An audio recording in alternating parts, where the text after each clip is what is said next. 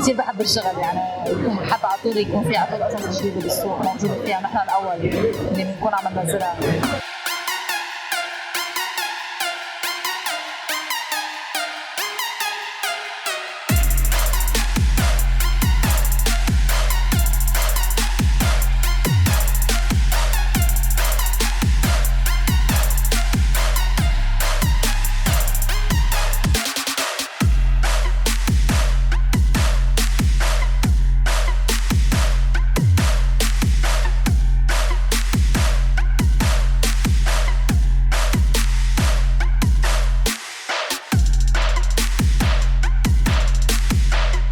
لورا من BMA هواتينا بوكسينج، فيك تخبرينا أكثر عن الشركة تاعكم شو بتقدموا؟ نحن شركتنا صار لها تقريبا 40 سنه بعالم الدهانات موجوده بلبنان، صاحبها موريس حسون، GM مسيو أنطونيو حسون.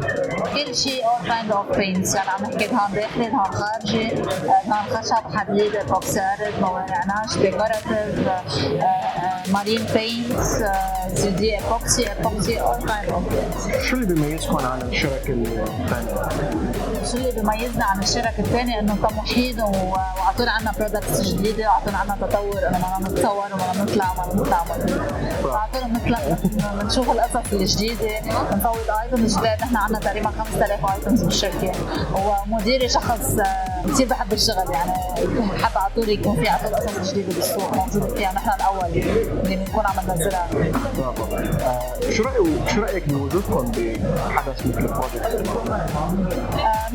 مفيد ماركت لنا، ماركتينج لنا صراحة، بخلينا نعرف العالم تتعرف علينا، نحن نتعرف على العالم او على السوق اللبناني شو بده.